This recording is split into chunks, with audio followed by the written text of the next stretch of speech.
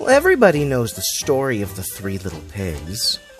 Or at least they think they do. But I'll let you in on little secrets. Nobody knows the real story, because nobody has ever heard my side of the story. I'm the wolf. Alexander T. Wolf. You can call me Al. I don't know how this whole big bad wolf thing got started, but it's all wrong.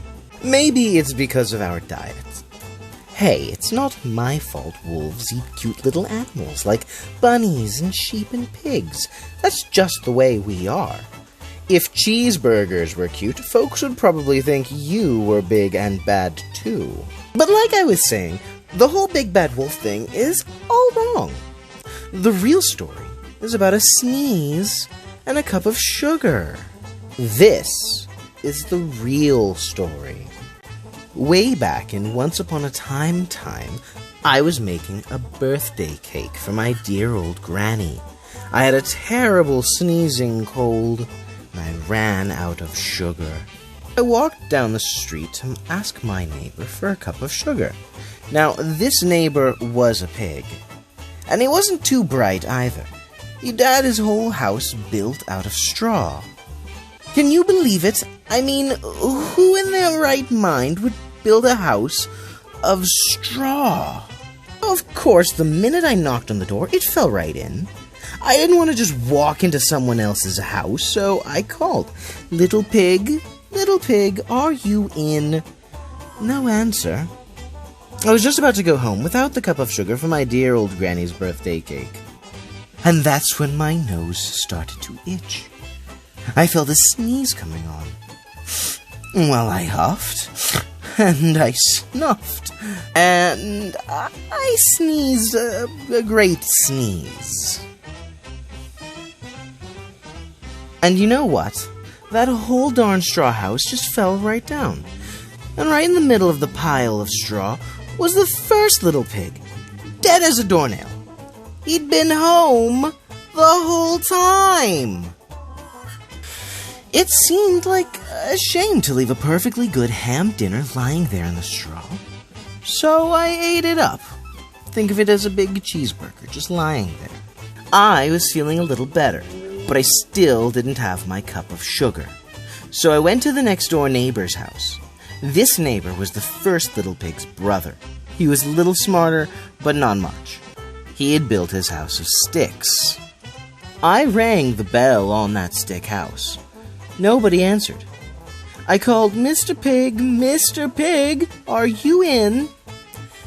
He yelled back, Go away, wolf. You can't come in. I'm shaving the hairs on my chinny chin. I had just grabbed the doorknob when I had felt another sneeze coming on. I huffed, and I snuffed, and I tried to cover my mouth, but I sneezed a great sneeze. And you're not going to believe it, but this guy's house fell down just like his brother's. When the dust cleared, there was a second little pig, dead as a doornail. Wolf's honor. Now, you know, food will spoil if you just leave it out in the open, so I did the only thing that there was to do. I had dinner again. Think of it as a second helping. I was getting awfully full, but my cold was feeling a little better, and I still didn't have that cup of sugar for my dear old granny's birthday cake. So, I went to the next house. This guy was the first and second little pig's brother. He must have been the brains of the family. He had built his house out of bricks. I knocked on the brick house. No answer. I called, Mr. Pig, are you in? And do you know what that rude little porker answered?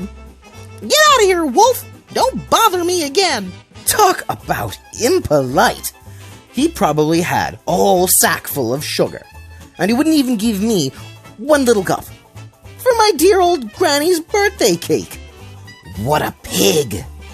I was just about to go home and maybe make a nice birthday card instead of a cake when I felt my cold coming on. I huffed, and I snuffed, and I sneezed once again. And then the third little pig yelled, And your old granny can sit on a pig! again! Now, I'm usually a pretty calm fellow, but when someone talks about my granny like that, I go a little crazy.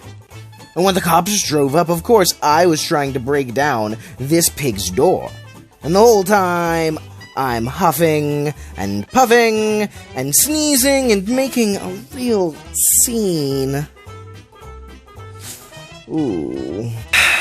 The rest, as they say, is history. The news reporters found out about the 2 pigs I'd had for dinner. They figured a sick guy going to borrow a cup of sugar didn't sound very exciting.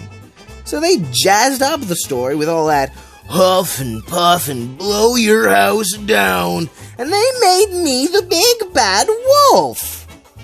That's it. The real story. I was framed. But maybe you could loan me a cup of sugar.